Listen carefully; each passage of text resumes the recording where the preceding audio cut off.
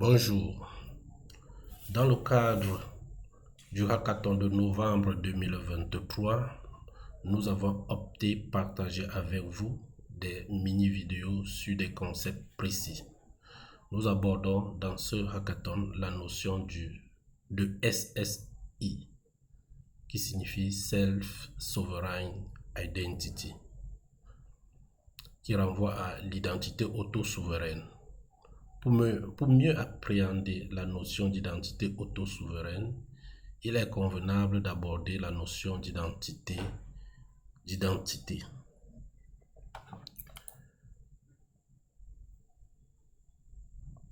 Alors, c'est quoi une identité? Nous savons que un mot ne prend toute sa signification que suivant un contexte précis. Nous aborderons donc la notion d'identité suivant différents contextes. Nous l'aborderons dans le contexte anthropologique. Dans ce contexte, l'identité est perçue comme tout caractère permanent et fondamental de quelqu'un, d'un groupe, qui fait son individualité, sa singularité. Exemple, on peut parler de personnes qui cherchent son identité ou bien de l'identité nationale. De même, nous pouvons définir la notion d'identité dans le contexte politique et judiciaire. Dans ce cas, nous définissons donc l'identité comme tout ce qui permet la reconnaissance et l'identification de tout individu par une autorité extérieure. C'est également l'ensemble des données de faits et de droits qui permet d'individualiser quelqu'un. Par exemple, la date de naissance, le lieu de naissance, le nom, le prénom et quelques affiliations. Nous pouvons donner comme exemple la recherche de l'identité des noyés.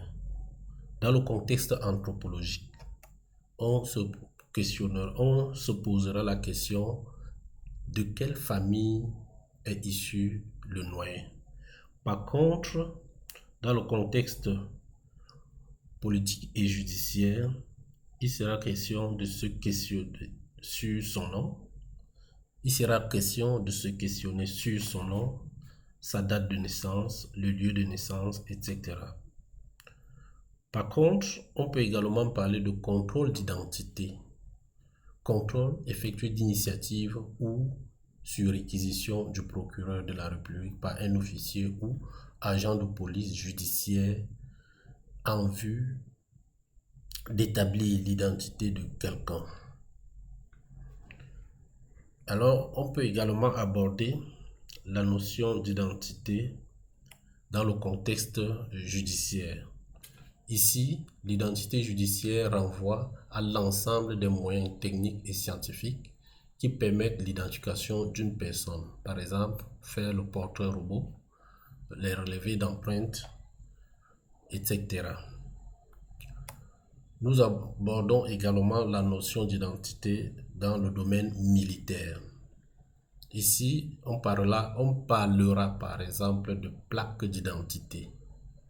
Plaques métalliques portées en opération par les militaires et qui donnent les indications nécessaires à leur identification.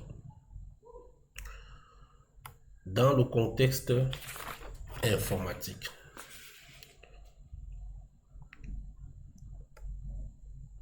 l'identité est qualifiée comme identité digitale ou identité numérique.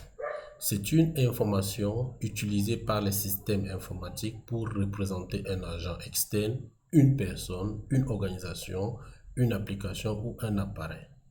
Elle est utilisée pour prouver qui nous sommes à un site web, un service en ligne, une application avec laquelle nous voulons établir une relation de confiance afin d'accéder ou de protéger les informations privées.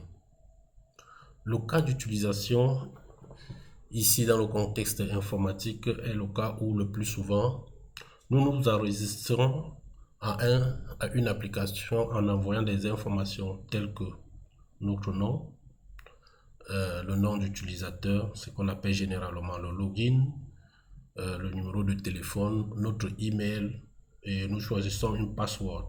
Ces données sont enregistrées sur le serveur, et lorsque nous voulons accéder à des fonctionnalités réservées, nous nous authentifions en fournissant notre login et notre mot de passe.